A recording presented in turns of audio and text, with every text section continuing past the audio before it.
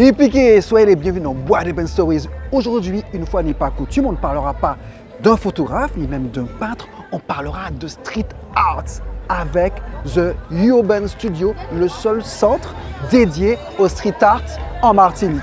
Et aujourd'hui, il y a une exposition de deux artistes, à savoir Magic et Xan Rencontre.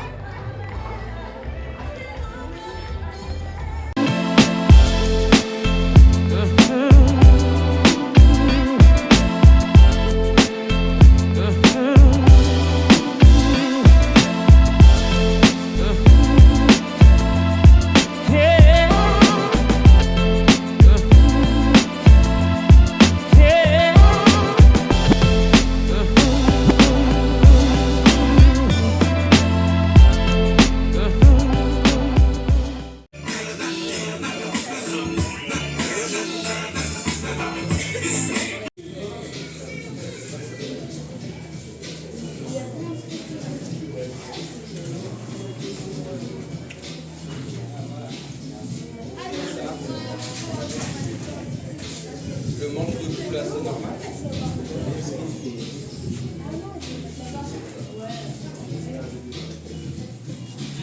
Bienvenue à tous, bienvenue. C'est pas tout à fait parfait, mais c'est là.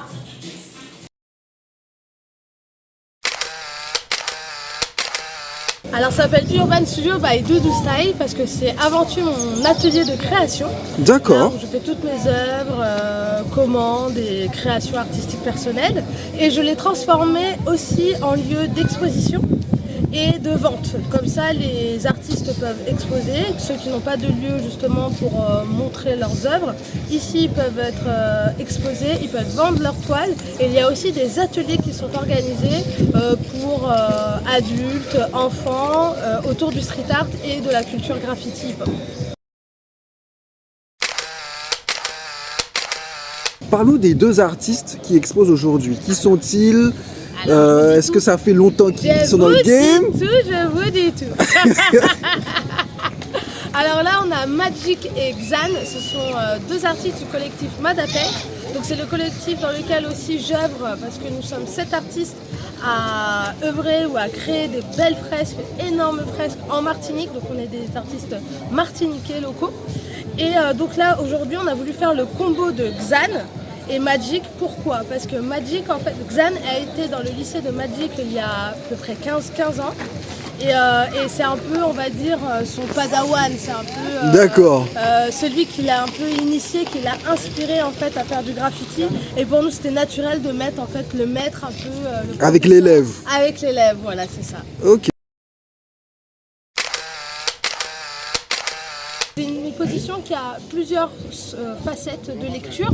Donc c'est maître pièce, maître des pièces. Il y a plein de façons de voir ce Alors titre. justement, est-ce que tu peux expliquer maître pièce pour ceux qui ne connaissent pas l'expression maître pièce? Alors c'est une expression entière, maître pièce c'est genre tu mets des pièces ou c'est aussi la pièce maîtresse, c'est le maître de la pièce. En fait c'est celui qui fait les choses bien, si je dis pas de bêtises. Hein. Mais pour eux c'était vraiment genre masterpiece comme. C'est aussi masterpiece et dans le jargon des graffeurs et des artistes, c'est les pièces maîtresses, quoi, celles où tu t'es exposé, où tu t'as donné le plus de ton âme, quoi, on va dire ça.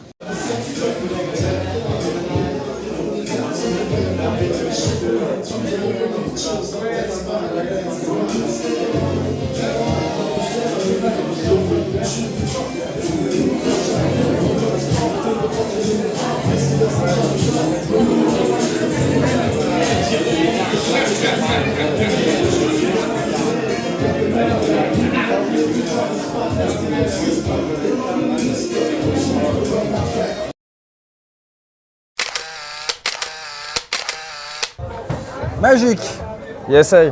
comment ça va? Bah écoute, ça va. En forme? Impeccable. Bon, écoute, on vient de découvrir tes œuvres. Yes. Franchement, j'ai été stupéfait par la qualité des œuvres. Déjà, félicitations pour ça. Merci, frère. Alors, je voudrais que tu nous parles un peu de ton travail. Qu'est-ce qui t'inspire? Depuis quand tu fais ça? Ok. Bah alors, je graffe depuis maintenant 13-14 ans. Ok. J'ai commencé à l'âge de 13 ans, enfin voilà à peu près. Et aujourd'hui, mes inspirations, ça a toujours été ma culture, d'où je viens, mon métissage. Alors, dis-nous tout, tu viens d'où? Alors, moi, je suis né à Lyon. J'ai grandi en Martinique. Je suis arrivé ici à l'âge de 5 ans, 4-5 ans.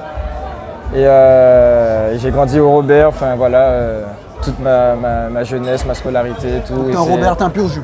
Pur jus. Voilà, ça c'est dit. Ok, d'accord. Non. Et en fait, ben voilà, j'étais lié déjà par rapport au hip-hop, au rap, la danse et tout. Et comme je dessinais aussi déjà, enfin petit, le graffiti est arrivé très rapidement et naturellement en fait. Et du coup, ben la suite logique a fait que j'ai continué vers ça, voilà. T'as fait une école ou pas Non, du tout? T'es un autodidacte pur jus aussi? Ouais, autodidacte. J'ai arrêté l'école même avant le bac.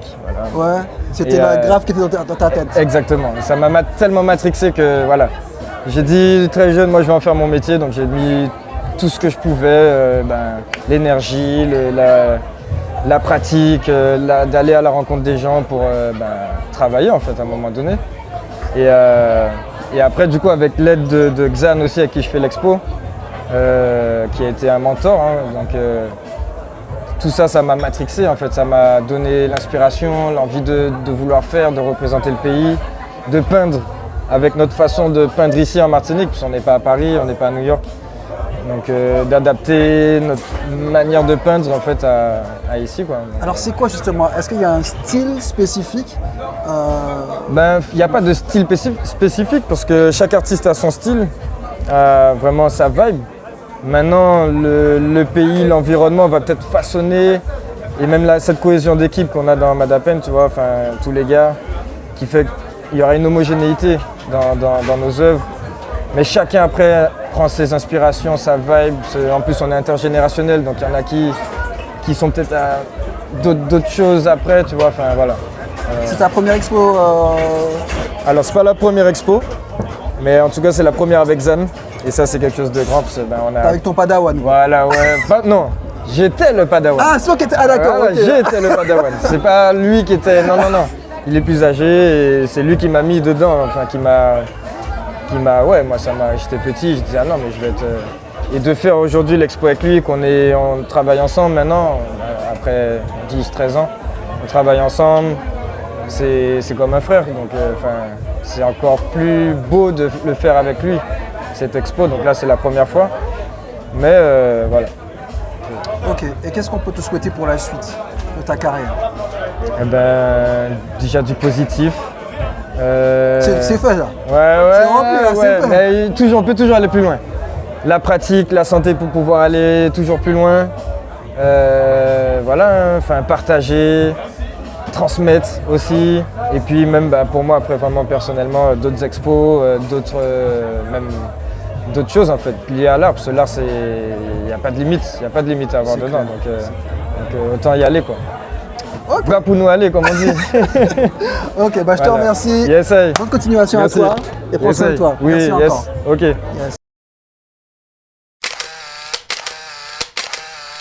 Nous voici avec le deuxième protagoniste de la soirée, Xan. Ça vous fait? Voilà. Comment ça va? Yes, impeccable. Bon alors, parle-nous de cette expo. Quelles sont tes principales influences? Qu'est-ce qui te pousse à créer le monde de la vie. Le monde de la vie, c'est vaste. C'est pour ça que l'inspiration est vaste, parce qu'en fait tout m'inspire, c'est-à-dire que moi c'est cyclique, mon processus de création est vachement cyclique. Et là c'est parce que j'ai du recul parce que je fais ça depuis quelques années. Mais en fait des fois j'ai Justement alors, tu as commencé cet art depuis quand en fait? J'ai toujours dessiné, mais je suis venu au graffiti très tard, genre vers 2010 par là, tu vois. Vraiment, on a les bombes pour le graffiti. Au début, je faisais des tags. J'ai essayé de faire des trucs, mais avec des bombes de bricolage, haute pression. Alors que les bombes pour le graffiti, elles sont basse pression, par exemple. Donc moi, j'ai appris avec des bombes qui n'étaient pas adaptées pour. Mais du coup, ça m'a fait comme une école un peu à la Shaolin. Dans le sens où j'ai pas les bons outils, mais j'ai tellement envie que j'arrive quand même à faire des trucs. Et du coup, quand j'ai découvert les bombes pour le graffiti, j'ai dit non, c'est pour ça que les gars sont aussi forts. Et en fait, là, tu vois, j'ai pris entre guillemets un gap de level parce qu'en fait, le fait d'avoir performé avec des outils pas adaptés, j'ai travaillé ma technique, mes skills. Ouais, voilà. Et du coup, quand je suis arrivé avec les bons outils, excuse-moi, ouais, j'ai entre guillemets pas arraché ça, mais j'ai été très vite en progression parce que j'avais une soif d'apprentissage, de me perfectionner et donc pareil de pousser entre guillemets encore plus loin ce que je faisais en fait. Il y a une œuvre que tu as faite qui m'a vraiment plu. Et je pense que si je ne me trompe pas, c'est l'œuvre qui m'a permis de te découvrir. C'est cette œuvre ce dessin de Spike Lee, Ok. qui est connu dans le monde entier, je pense. Ouais, qui a tourné quand même pas mal. Il a tourné pas mal. Qui a plus de 10 ans en fait. Et Ouais, il, tu a, vois, ouais. voilà, il a plus de 10 ans. Et du coup, tu t'es inspiré de tout l'univers cinématographique de Spike Lee ou J'étais bercé. T'as été bercé par ça? J'étais bercé par ça. Donc, Do the Right Thing, tu vois, enfin, il en a fait tellement. Ouais. Mais c'est vrai que l'univers de Spike Lee, en fait, c'était voilà, à l'époque des années 90, tu vois. Yes. Je pense qu'on est un peu de la même génération.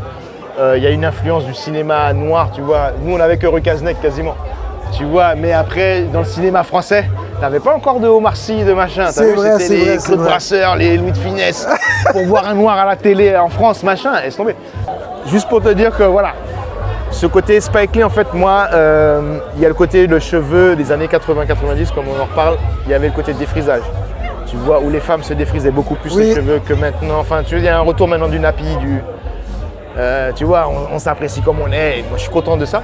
Mais du coup, moi j'ai toujours milité pour ça, c'est-à-dire que j'étais pro avant l'heure peut-être, tu vois, pas cheveux noirs, mais je disais, mais on devrait être fiers de nos cheveux plutôt que d'essayer de les camoufler, tu vois. Et donc du coup, moi ça me faisait mal de voir ma mère en France se défriser les cheveux pour aller travailler, tu vois ce que je veux dire, être acceptée dans l'administration française, des machins, bien présentée, sous prétexte que l'afro ça fait sauvage ou que tu vois, ça répond pas à leur canon de beauté, à eux, mais en fait qui leur correspond, et pas à nous, tu vois, mais on est obligé de rentrer dans ce moule-là. Et du coup, moi ça m'a toujours vexé entre guillemets parce que je trouvais que ma mère c'était une belle négresse et que ses cheveux naturels étaient magnifiques, tu vois. Et c'est sur ces belles paroles de Xan que se termine notre White Heaven Series Inside. J'espère que vous avez kiffé. Tout d'abord, je tenais à remercier Doudou Style et Thibaut, qui sont les gérants de l'Urban Studio, ainsi que les deux artistes, bien évidemment, Xan et Magic. Keep going, les gars. Et mon caméraman, Chris. Voilà. Sur ce, n'hésitez pas à aller voir leur expo qui se trouve au village de la poterie des Trois-Îlets. Et je compte sur vous pour vous abonner. Ciao, ciao. Bye bye.